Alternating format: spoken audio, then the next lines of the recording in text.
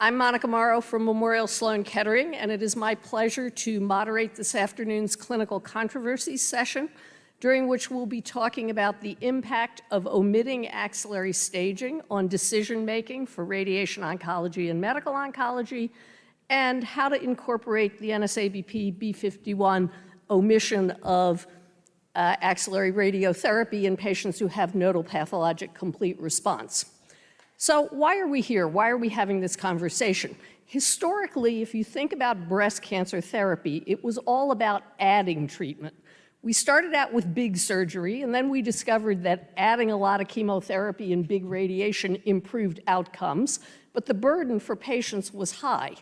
And based on prospective randomized trials over the years, we came to learn that we could do less surgery, replace mastectomy with breast conservation for many patients, replace axillary dissection with sentinel node biopsy, that we could give less radiotherapy in the form of partial breast irradiation or give it over a shorter period of time with hypofractionation, and that targeted therapies actually work just as well, if not better, than chemotherapy for all. And again, we had excellent results. So that brings us to the two specific scenarios we're going to discuss today. The first is the hormone receptor positive, HER2 negative postmenopausal woman, an ideal candidate for lumpectomy and radiotherapy, where classically we have done sentinel node biopsy and generally determined systemic therapy in today's world based on genomic assays.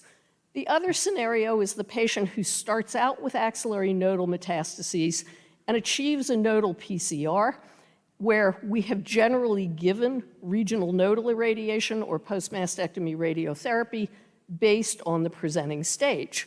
But now, based on new trials, one of which you heard earlier today, we're faced with the possibility that maybe we could eliminate that sentinel node biopsy and that radiation.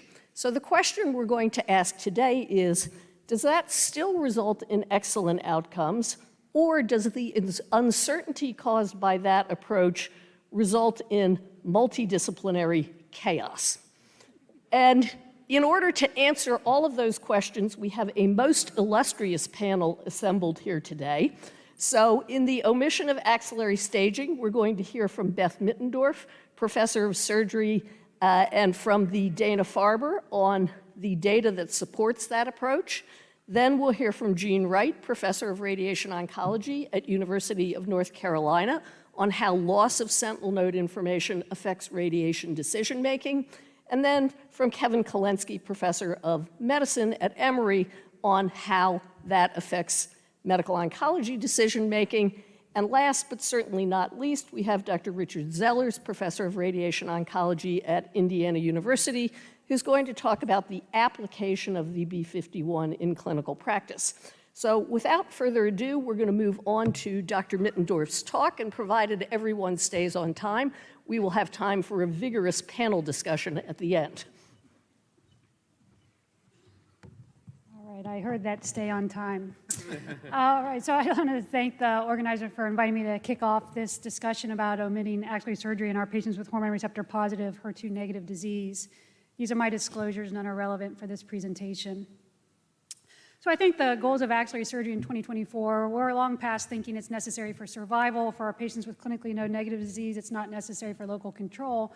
So we stage the axilla, and we use it primarily to inform our adjuvant therapy recommendations. And we think about adjuvant systemic therapy recommendations for patients with hormone receptor positive, HER2 negative disease. As Dr. Morrow just alluded to, a lot of it depends on the genomic assays. So for our premenopausal patients, based on the TAILOR-X trial, if they're node negative, then we use Oncotype to make recommendations around chemotherapy. And based on the RxPONDER trial for the node positive patients, we know that there is benefit from chemo. For our postmenopausal patients, based again on those two trials, TAILOR-X and RxPONDER, we know for our node negative patients and those with low volume disease, defined as 1 to 3 positive nodes, that we really rely on a genomic assay. And the nodal status is in fact not a primary determinant of systemic therapy recommendations. So where are we with respect to axillary surgery? So most in the audience are probably at least familiar with the Choosing Wisely campaign, which suggests omitting sentinel lymph node biopsy in patients who are 70 and older. This is based on the 3 studies that are detailed in this table, and I don't want to belabor the table, but highlight the really very low rates of nodal recurrence, even when radiation was omitted. Well, what about our postmenopausal patients who are less than 70 years old? So this is the subject of 4 randomized trials, which are detailed in this table, and I'm going to spend some time this afternoon talking about the 2 that I've highlighted here, SOUND, which was published just over a year ago now, and then the ENSEMA trial, the data which we saw this morning. So SOUND was a trial that enrolled patients with clinical T1 N0 breast cancer and a negative axillary ultrasound that were planned for breast preservation. Patients were randomized to sentinel node biopsy or no axillary surgery. It was a trial of largely postmenopausal patients. The median age was 60 years. 80% of patients had ductal tumors, about 50% clinical T1C disease, and almost 90% hormone receptor positive HER2 negative disease. In the sentinel lymph node biopsy arm of the trial, 13.7% of patients had positive axillary nodes, with about 5% having micromets and just under 9% macromets. But what I think is very important on this slide is that a very small number of patients, 4 patients, 0.6%, had 4 or more positive nodes, which I would contrast to what we saw in ACOSOG Z11, where almost 14% had 4 or more positive nodes. But I remind us that an axillary ultrasound was not required to go on to Z11, and I'll get back to that point. The SOUND trial's primary endpoint was distant disease-free survival, and after a median follow-up of 5.7 years, the 5-year distant disease-free survival rate was essentially 98% in both arms of the study, so it met its primary endpoint of non-inferiority. This table details the local regional recurrence data from the SOUND trial, and what I've highlighted here is the very low rates of axillary recurrence, 0.4% in both arms of the study. So after the SOUND trial was published, my colleague Dr. Terry King, working with one of our fellows, looked at our own experience at the Dana-Farber Brigham Cancer Center of patients that we had operated on between 2016 and 2023. We looked specifically at hormone receptor positive, HER2 negative patients with clinical T1 N0 disease, identified just shy of 4,000 patients. And you see here that 544 had an axillary ultrasound. Now, I would note that we do not routinely perform axillary ultrasound, so they did look at the clinical pathologic characteristics between those who did and did not have ultrasound performed and found that they were comparable. 408 patients were SOUND eligible. Of those 408, 312 had a sentinel lymph node biopsy, so make up this cohort. I will note for the 96 that had the sentinel lymph node biopsy omitted, this was primarily women 70 and older, as we had already incorporated the Choosing Wisely recommendation into our practice. This table details the clinical pathologic characteristics of our Dana-Farber cohort next to those that were in the sentinel lymph node biopsy arm of the SOUND trial. Again, median age is just about 60 in both groups. The majority of patients had ductal histology and grade 1 or 2 tumors. Patients were planned for breast-conserving surgery. You can see a little bit of a difference in radiation, 87% in our Dana-Farber cohort, which reflects, again, the application of the CalGB 9343 data where we omitted radiation in women 70 and older, and then a slightly higher percentage of patients on the SOUND trial received partial breast irradiation. This table details the nodal disease burden.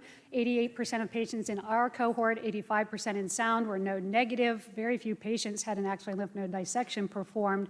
And if you look at the total number of positive nodes, just about 12% of patients have 1 to 3 positive nodes. And again, less than 1% of patients in our cohort and on the trial had 4 or more positive nodes. This table details the systemic therapy recommendations and oncologic outcomes. I would highlight that about 80% of patients in both our cohort and on the trial received hormone therapy only. I acknowledge that our median follow-up is a little short at 26 months, but you can see the oncologic outcomes, which are excellent, with low rates of local regional recurrence as well as distant metastases. Now, we were able to do a subset analysis from our cohort looking at postmenopausal patients. You can see here that about 90% of them were node negative. A recurrence score was performed in 80. It was 26 or greater in 16 patients, and 11 of those patients received chemotherapy. Only 21 patients were node positive. All of these patients had a recurrence score performed. It was 26 or greater in 3 patients, and all 3 received chemo. It was less than 26 in 18 patients, and none of those patients received chemo. And for completeness sakes, I will note that 2 of the patients did have 4 or more positive nodes. Both of them had a recurrence score sent. It was less than 25, and chemotherapy was not recommended. So I would suggest that from our real-world evaluation of a SOUND-eligible trial population, that our patients really did mirror those of the SOUND trial. You can see in this table the high rates of being node negative, about 12% or so are node positive, and again, less than 1% of these patients who are clinically node negative with a negative axillary ultrasound had 4 or more positive nodes. I would note that nodal status did not impact adjuvant therapy considerations in our postmenopausal patients, and our follow-up is limited, as I acknowledge, but we so far have excellent oncologic outcomes. So we took those data from our own institutional experience and had a series of multidisciplinary conversations about the patient population in whom we would feel comfortable omitting surgical staging of the axilla. And you can see here the criteria that we came up with.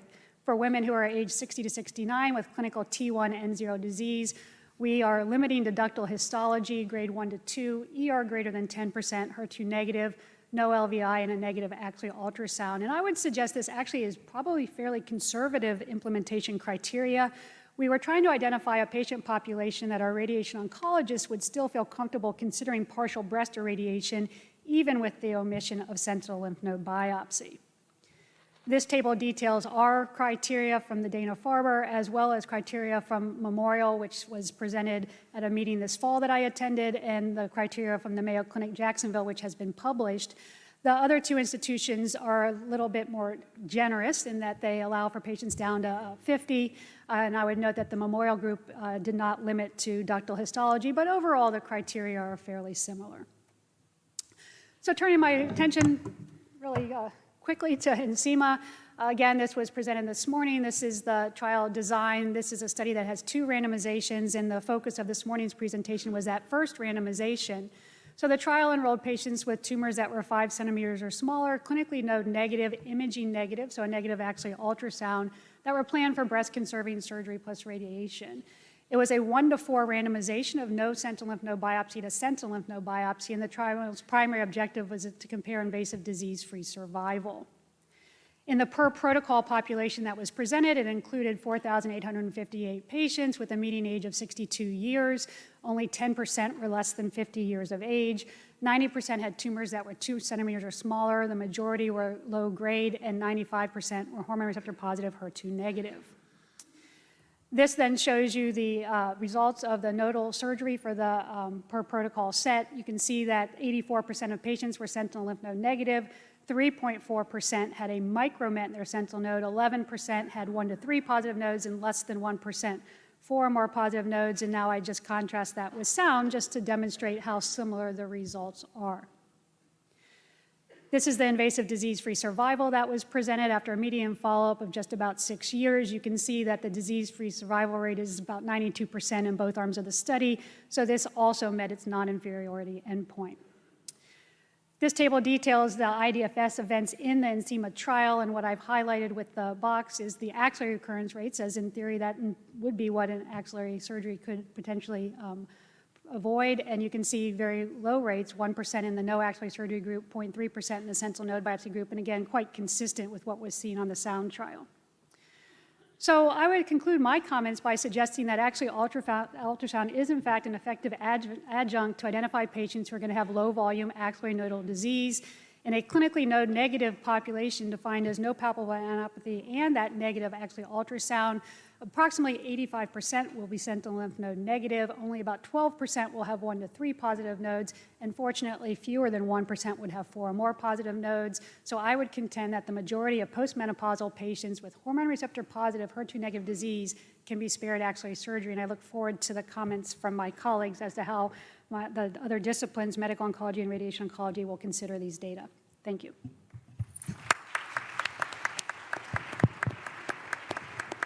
Thank you, Dr. Mittendorf, for that excellent overview. Next, we're going to hear from Dr. Wright about the problems this will make in the life of radiation oncology. And can I remind you all to use your app to send in questions if you don't want to go to the mic later.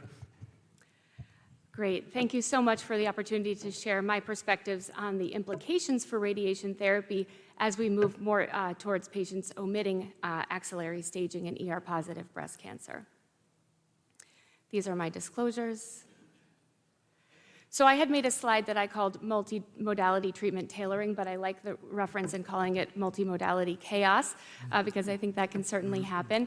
But I do think it's important to frame all of these decisions in a sort of a multidisciplinary context. And we have research going on in all three of the primary treatment modalities for this patient population that are looking at either decreasing or even omitting some component of the therapeutic regimen, whether that's breast surgery, in this case axillary surgery. A lot of research in radiation therapy is looking at decreasing utilization, but also decreasing the radiation target, the dose, the number of treatments. And even in endocrine therapy, we'll hear more about that a little bit later, but there's also a lot of work going on looking at tailoring endocrine therapy as well. So all of these things need to be considered together.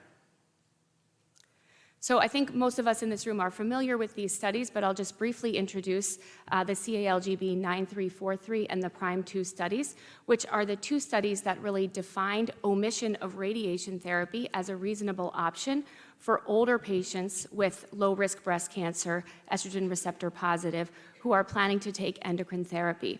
Both of these are randomized trials comparing outcomes with radiation therapy and without radiation therapy. And the 10-year results between these two studies are remarkably similar, showing a slight reduction in the risk of in-breast recurrence with the addition of radiation therapy, but no detriment to long-term outcomes. And these studies have, again, defined omission of radiation therapy as a very reasonable option for patients who meet the inclusion criteria for these two studies. When we think about the impact of axillary staging, though, only the CALGB 9343 study really had a careful evaluation of axillary staging and allowed for omission of axillary staging. In fact, 64% of patients in this study did not have any form of axillary evaluation.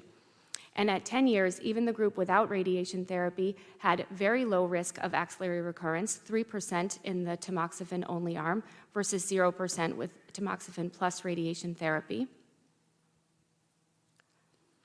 So when we look at multimodality treatment tailoring, we can say that within the CALGB study, we really do have two elements of the care that are being de-escalated or omitted with the omission of sentinel lymph node biopsy and radiation therapy.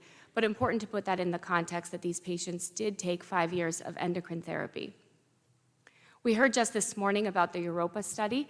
This is sort of an early analysis of outcomes with the choice between radiation therapy and endocrine therapy in patients who are over 70 years of age.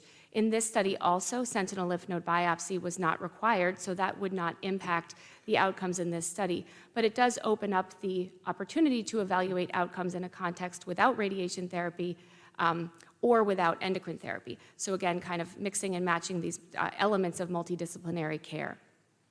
But based on the long-term follow-up that we have today, we have the Choosing Wisely campaign suggesting that we don't routinely use sentinel lymph node biopsy in patients who were eligible for the CALGB study, and NCCN guidelines that also say we should consider omitting breast radiation therapy in the same patient population.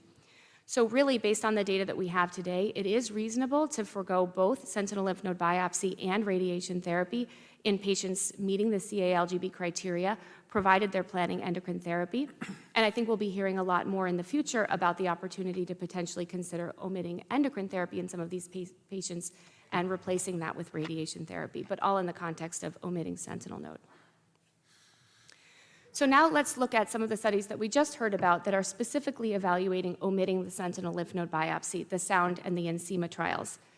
As we saw just a moment ago, in patients who did not undergo axillary staging versus those who did, axillary recurrence rates in both studies are exceedingly low, and there was no negative impact on long-term outcomes.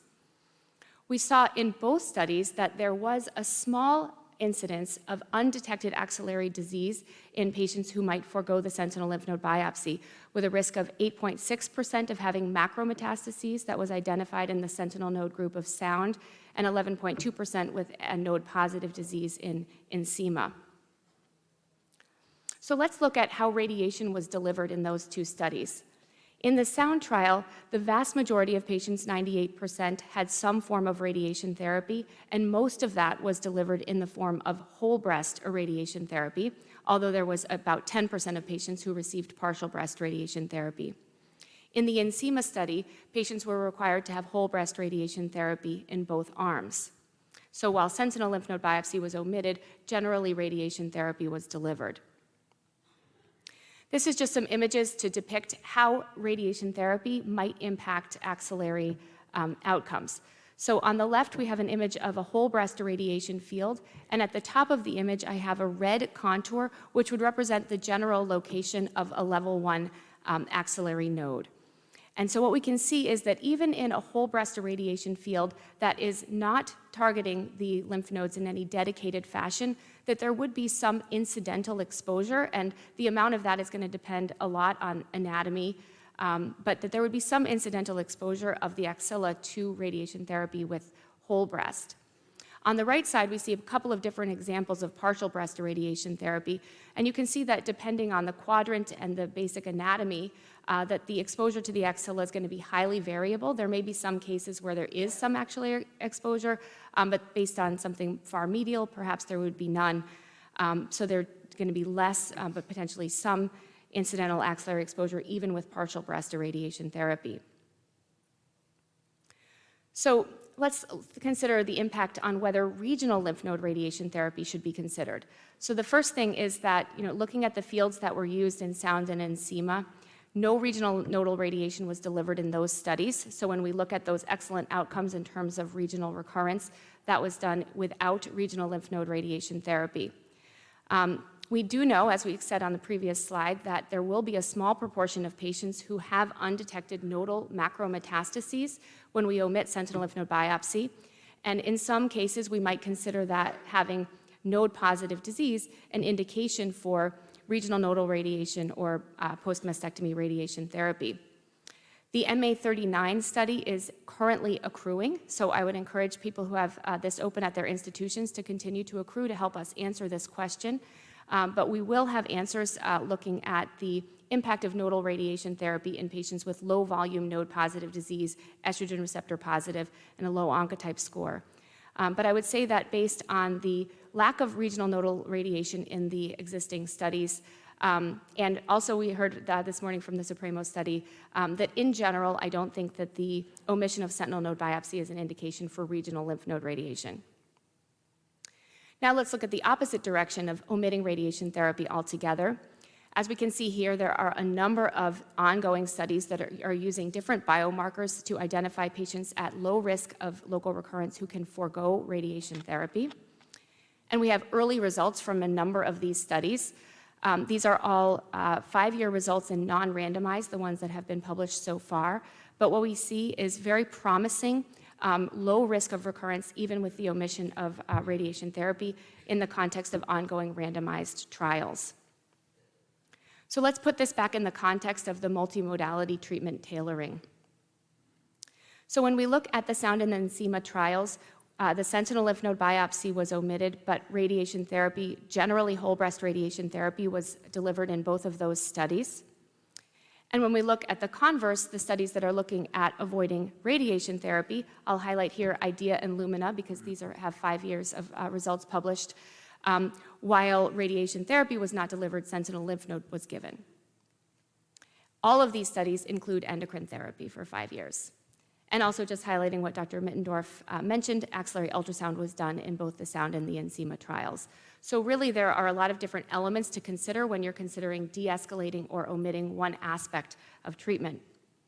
So looking specifically at the population of patients who don't fall in the CALGB criteria we looked at before, age 50 to 70, we have to acknowledge that most of these studies really focus on removing just one modality. We have growing data supporting the omission of sentinel lymph node biopsy or radiation therapy, but not necessarily both in this patient population. When we think about individual patient risk, patient anatomy, axillary imaging, and some attempt at predicting some form of endocrine therapy adherence or at least the patient's preference towards endocrine therapy, I think it is reasonable on a case-by-case basis to consider partial breast radiation therapy. But again, this is always in the context of endocrine therapy. So in conclusion, I would say that based on the data that we have today, the omission of sentinel lymph node biopsy impacts radiation therapy a little bit differently depending on age. In those over 70, it's really reasonable to avoid radiation therapy, to offer partial breast, or of course, still an option to use whole breast, even in the context of no axillary imaging and even in the context of omission of sentinel lymph node biopsy. But in younger patients, we have to be a little bit more judicious. I would certainly recommend axillary ultrasound if a patient is considering radiation omission or partial breast irradiation therapy. I don't think regional lymph node radiation is indicated in most cases, and PBI can be considered on a case-by-case basis. As we look forward to studies that are looking at omitting endocrine therapy and replacing that with radiation therapy, this multidisciplinary algorithm will get even more complicated. So just to highlight again that I feel all these decisions are going to be interrelated, and so to potentially mitigate some of the multidisciplinary chaos that we will certainly encounter as we move along in this area, I think that this supports the potential for really truly multidisciplinary decision-making up front, in that a patient's preferences regarding endocrine therapy, radiation therapy could also be used to influence decisions about sentinel lymph node biopsy up front as well. So having a multidisciplinary discussion early can hopefully mitigate some of the chaos that may occur down the line. Thank you very much.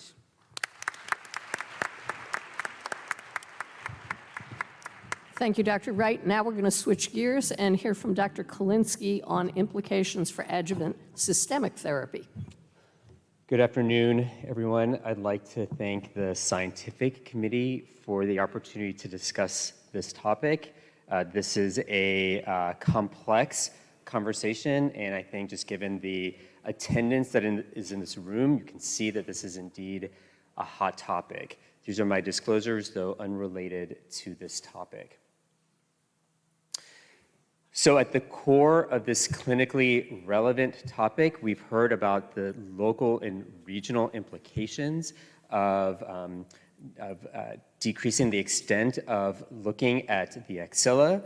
The question that I am really posing is, are we undertreating patients systemically if we do not know the extent of their axillary disease? And as a result, are we increasing their risk for distant recurrence?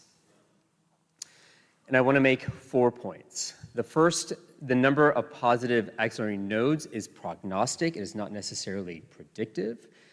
Most postmenopausal patients with a lower risk tumor biology might not have clinically relevant benefit from chemotherapy if they have 4 or more nodes involved. There remains uncertainty about who most benefits from anthracycline-based chemotherapy, and CDK4/6 inhibitor use is not influenced by the number of lymph nodes which are involved, which is further limiting the need for axillary staging, especially after the FDA and EMA approval for ribociclib. So to the first point. So we have data from the early breast cancer trialist group that the number of positive axillary nodes it indicates the rate of distant recurrence as well as the rate of death from breast cancer in these curves. Those patients who have 4 to 9 lymph nodes involved are seen in red, and in blue are those who have 1 to 3 nodes involved. And you can see that those patients who have 4 or more nodes involved have a higher risk that is persistent up to 20 years.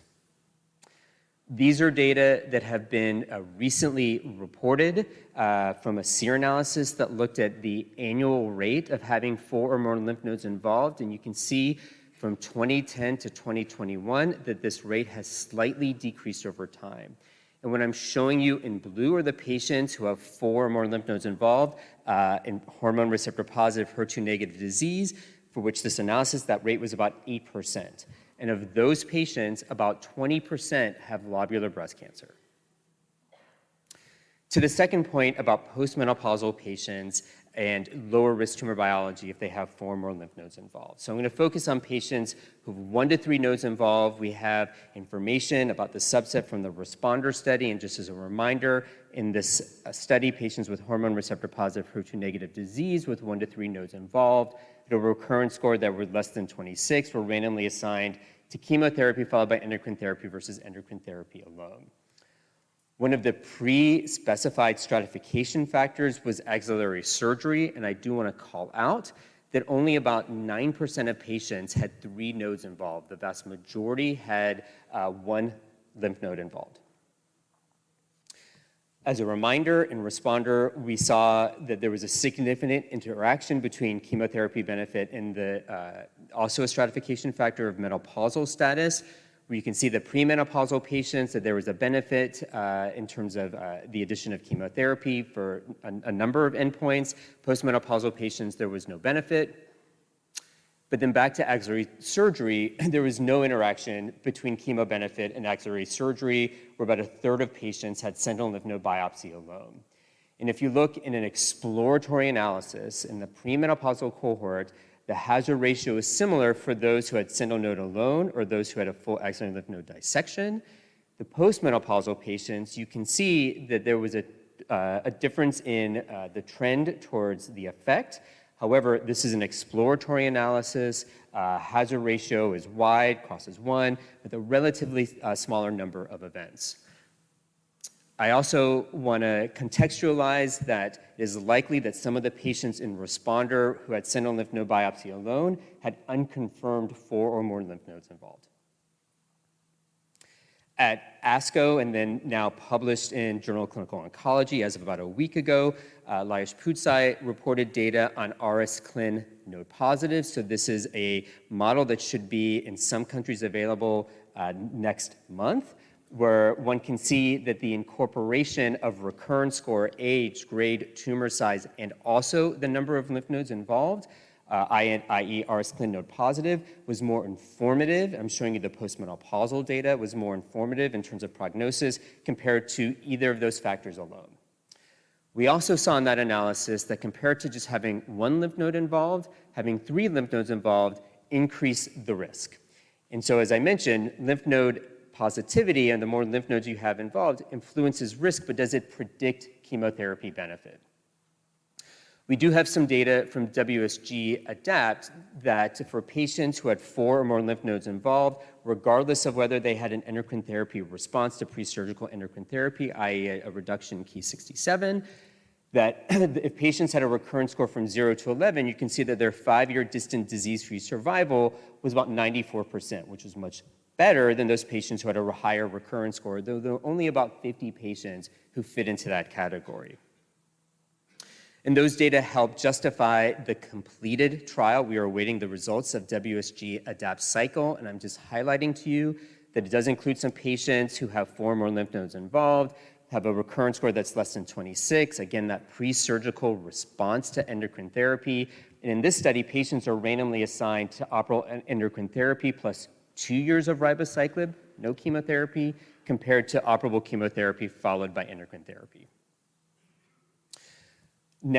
Early next year, hopefully we will see that the OPTIMA study will also complete its accrual. In this particular study, patients are randomly assigned to a control group versus test-directed therapy.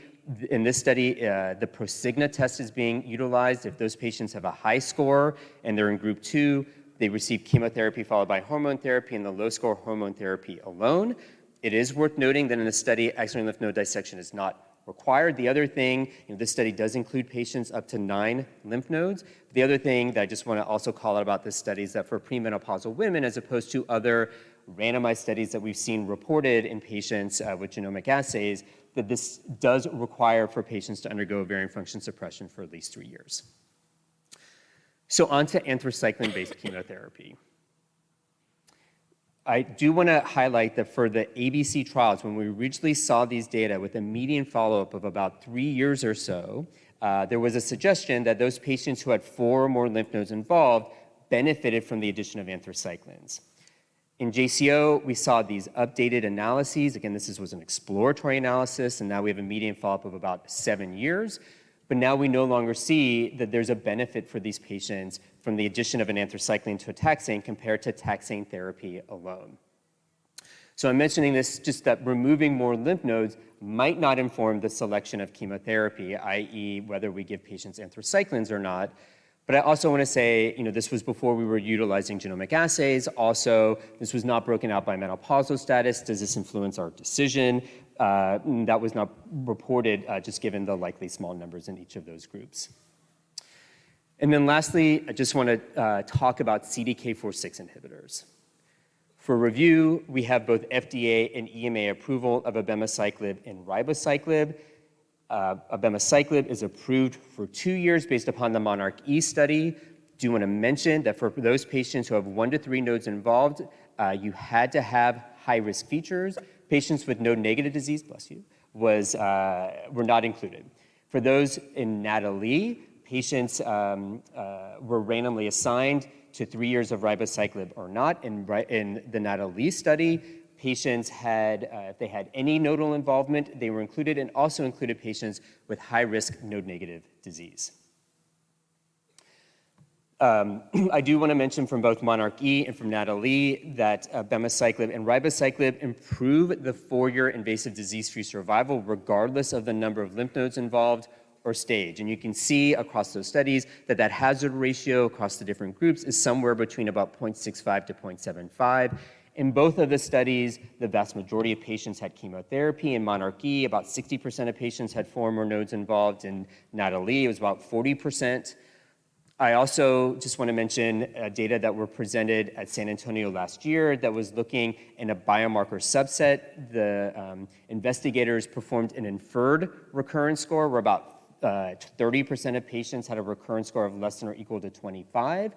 Abemaciclib benefit was seen regardless of what the inferred recurrence score is, but I also just want to highlight that if these patients were treated today, some of these patients would not have received chemotherapy, which then leads to my question of with CDK4/6 inhibitors and potentially better endocrine therapy and targeted therapy, can we just move away from chemotherapy in general? So in conclusion, for most patients, full axillary staging does not impact systemic therapy selection.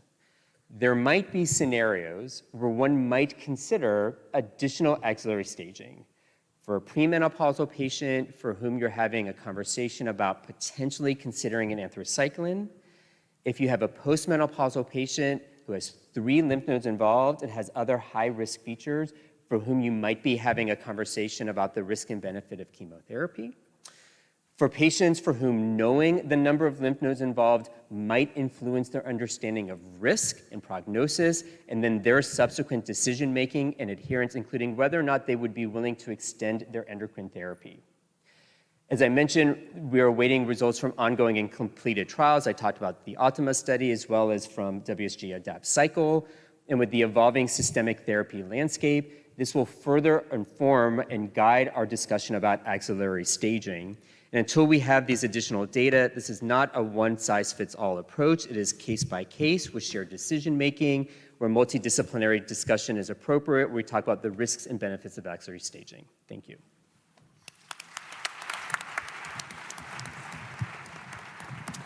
Thank you very much. And now we're going to switch gears a little bit and hear about regional node irradiation after PCR. Dr. Zellars. Thank you so much for this opportunity to discuss regional nodal irradiation post-PCR. Really, I'm talking about B51. These are my disclosures, a disclosure. So in B51, patients who converted from node positive to node negative after neoadjuvant chemotherapy were randomized to regional nodal irradiation or not. The primary endpoints were invasive breast cancer recurrence-free interval, local regional recurrence-free interval, distant recurrence-free interval, disease-free survival, and overall survival. Patients were stratified by HR status, HER2 status, type of surgery, adjuvant chemo, and breast PCR or not. The patients were well balanced with regards to age, race, ethnicity, clinical tumor size. Tumor subtype, breast surgery, axillary surgery, whether or not they had a PCR in the breast, and whether or not they received adjuvant chemotherapy.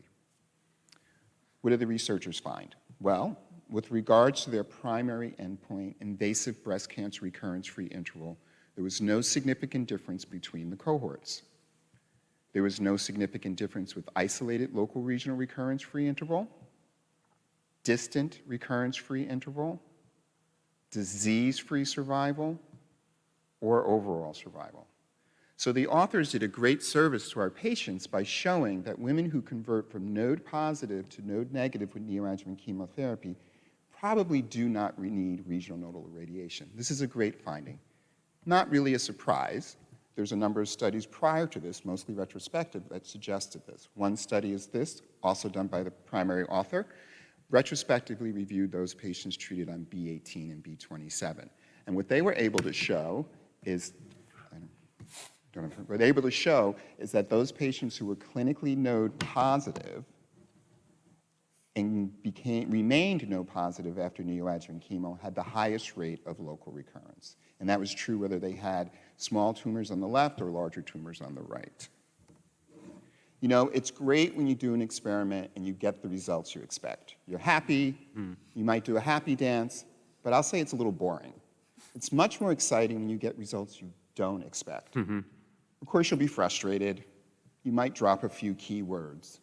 But when you have to stop and theorize why you got the results you got, that's when it becomes fun.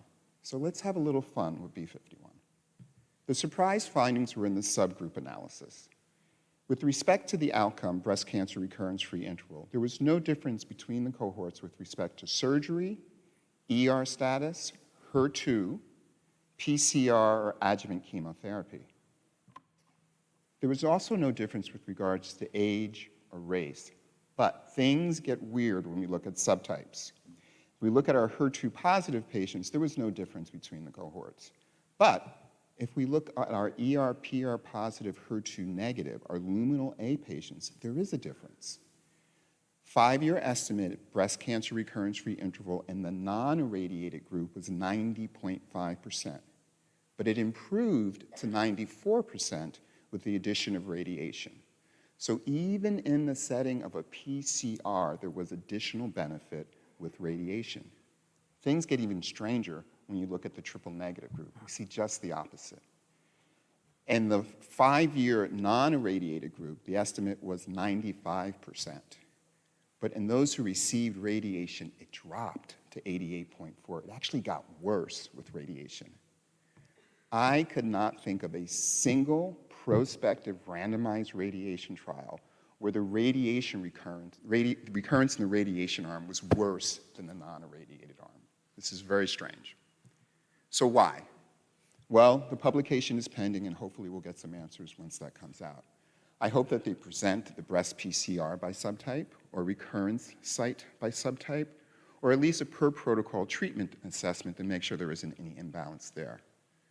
This may be due to a statistical anomaly. This may be a completely spurious finding, or maybe, just maybe, it's real. Why do I say that? Where there's growing level of evidence that radiation response might be subtype dependent. Here's an old study, which is great, looking at our Danish post-mastectomy patients. And these authors showed quite clearly that the group that benefited the most from adjuvant radiation were our ER/PR positive, HER2 negative patients, our luminal A patients, with nearly a 90% reduction in recurrence. Our triple negative patients benefited far less, with less than a 50% reduction.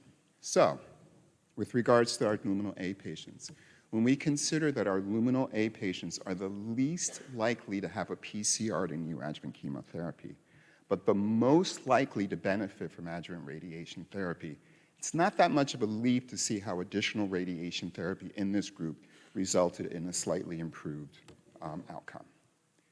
Now, with regards to triple negative breast cancer, it's a little more complicated. And for me to sort of wrap my head around that, I had to lean into the concept of natural selection. So, when we are treating with neoadjuvant chemo, are we somehow selecting for a triple negative subtype that is particularly radioresistant?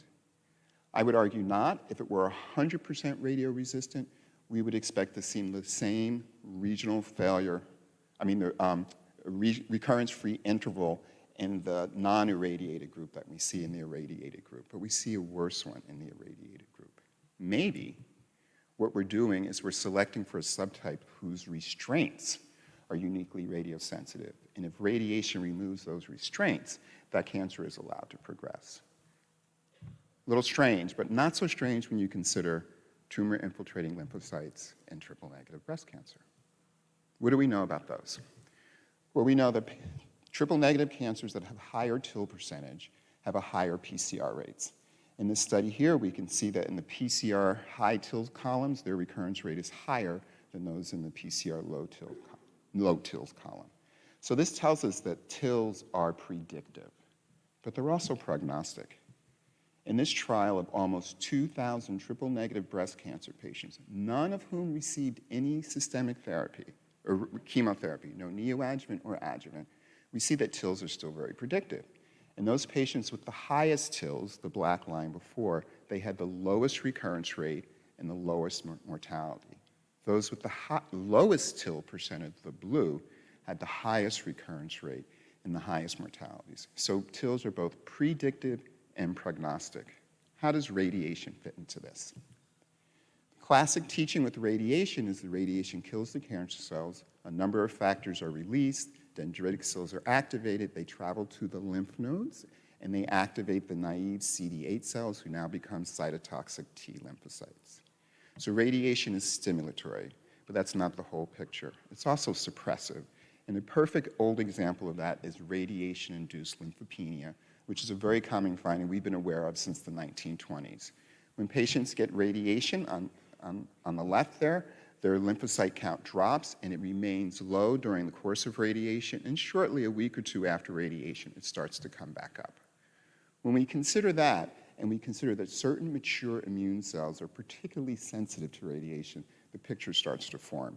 On the bottom, the up arrows mean sensitive, the down arrows mean resistant. You can see off to the side, I'm sorry, my pointer is not working. The CD8 or the CTLs are highly sensitive to radiation, and immediately underneath those are the Tregs, which are suppressive cells. They're highly resistant. So one can see how radiation might throw off this balance. So you're saying, wow, Rich, that's great, but do you have any clinical data? I'm glad you asked. So here's a great study by Oniyama. What they did is they took tissue samples from women who were being, at different time points, from women who were being treated on the PRADA study. The PRADA was evaluating neoadjuvant radiation and breast reconstruction, and their PRADA control. And what you can see on the top line is the PRADA control, where the samples were taken at baseline and at the time of surgery. And under the next area over, where it says PRADA controls, you can see there was no significant difference between TILs from baseline to surgery in the non-irradiated group. But when you get to those who received radiation, we see something quite different. There is a significant drop in the TILs in those who received radiation. At T1, which is early in radiation, T2, late in radiation, and T3, several weeks later at surgery, those TILs are significantly lower than they were at baseline. Also interesting, they looked at a separate group that had only neoadjuvant radiation therapy, no chemotherapy. And what they showed is that there's no change in the TILs with the radiation. This all may suggest that chemo somehow might prime this response. So, putting this all together, just maybe, with neoadjuvant chemotherapy, we're selecting for a chemo-resistant triple-negative breast cancer in the setting of elevated TILs.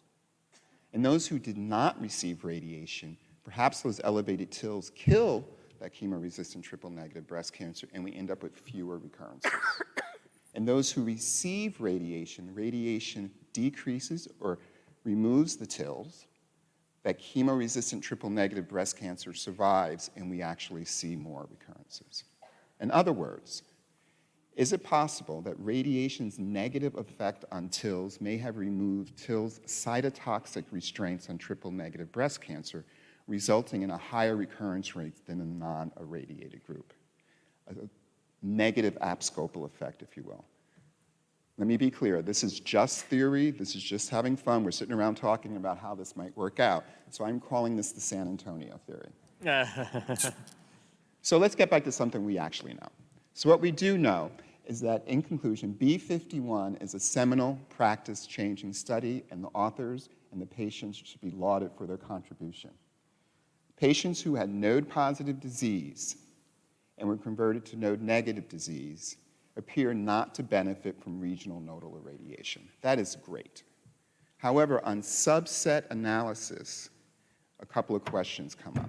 One, maybe the radiation still benefits those in luminal A. Maybe radiation doesn't benefit those who are triple negative, and per the San Antonio theory, may actually be harmful. I think what this says is that we need to continue our work looking at radiation through the prism of biology or subtypes. So peer-reviewed publication of the results and longer follow-up will provide additional information that will answer these questions. Thank you.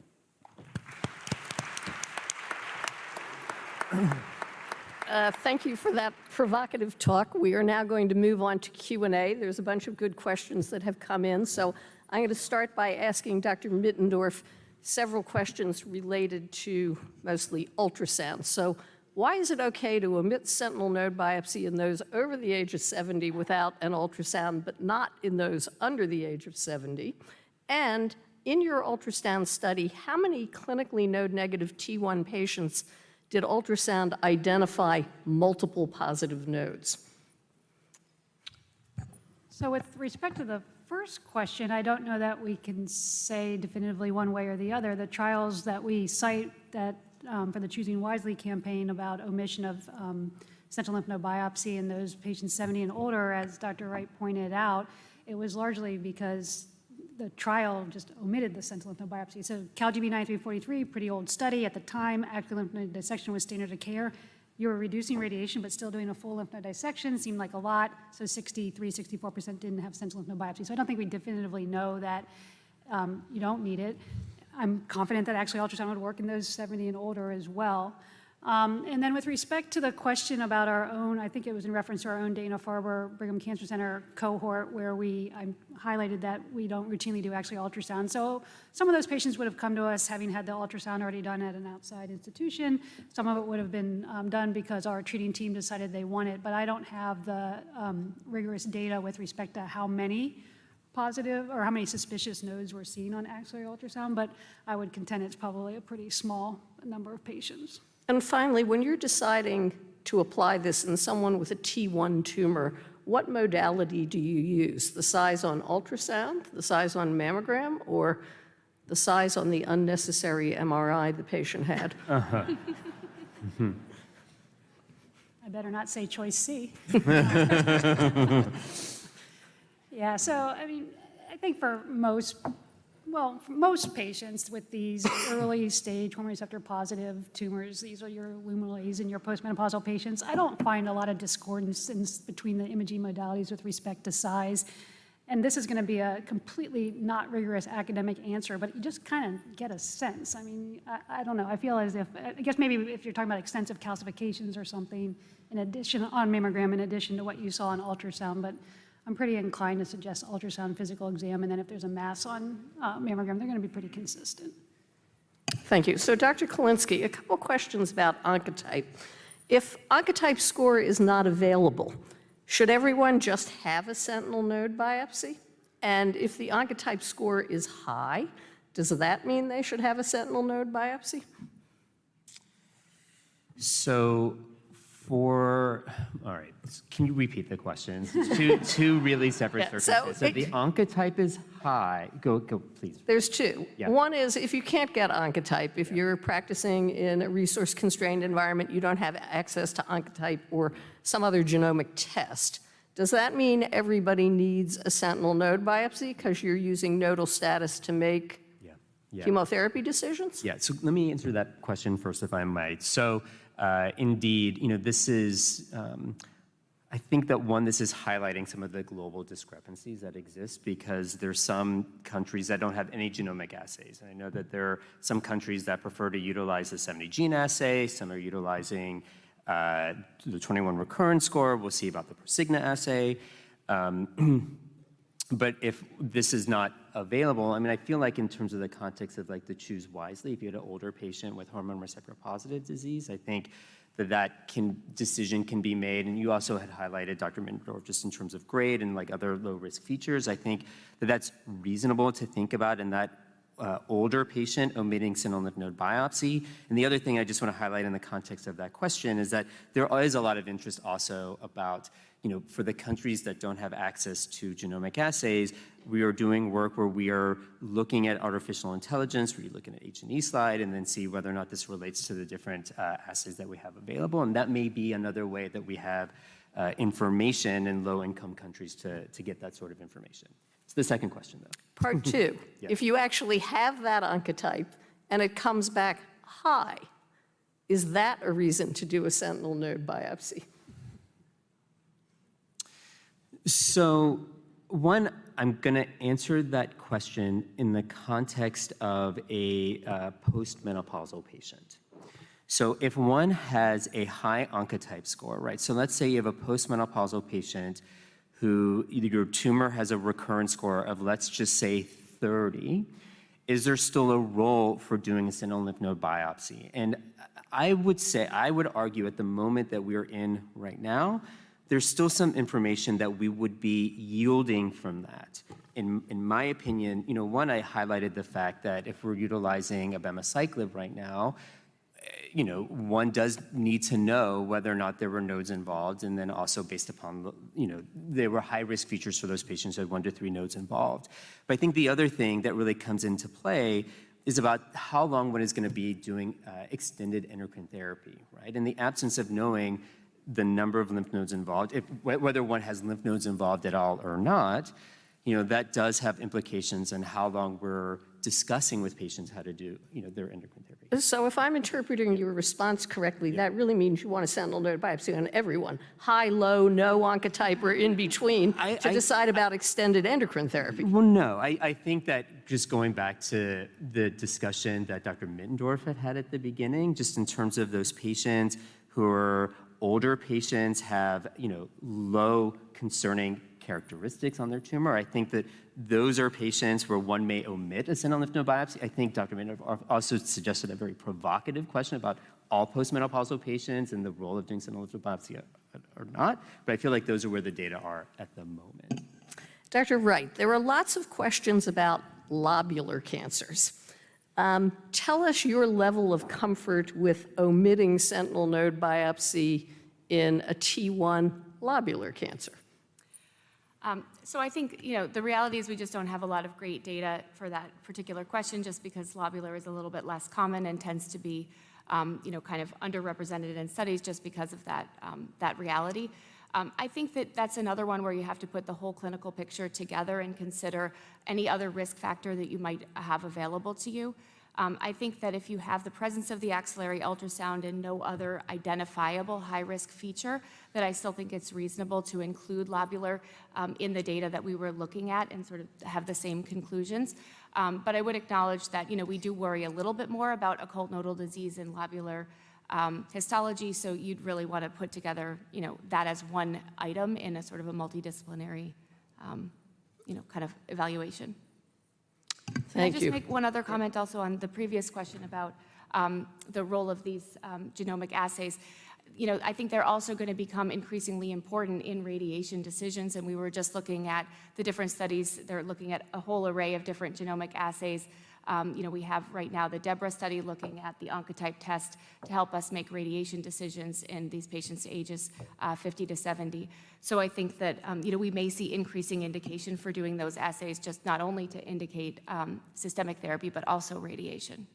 Yes, and I think if it were to turn out that the randomized trials suggest you really can omit radiation completely, that we might go back to doing sentinel node biopsy on everyone as a trade-off for omitting radiotherapy completely, but those results remain to be seen. So Dr. Zellars, you didn't highlight the findings about the fact that most patients in B51 had breast PCRs, and how do you feel about omitting nodal RT in the presence of a non-breast PCR, especially, say, significant residual disease in the breast? And based on your conversation about the luminal cancers, are you radiating luminal cancers that convert to PN0 with nodal irradiation? So I understand the first part of the question. Does the response in the breast push me when the axilla is negative? I think, as I tried to show in the earlier studies that supported the opening of B51, they showed that those patients who were node negative and still had residual disease in the breast, they also had a very low recurrence. So based on that and other studies, I would not let the recurrence in the breast drive me. With regress to the luminal A, thankfully we don't see many of those with the PCR to have that discussion. So if I were to see one, I would certainly talk to the patient about it. All right, I believe that our time is up, and I haven't even gotten to ask all the questions about CDK4/6 inhibitors that are on this chat, so I will leave you to accost Dr. Kalinsky about those after this, Please. because there's another session following us, but I want to thank our panelists for an excellent session.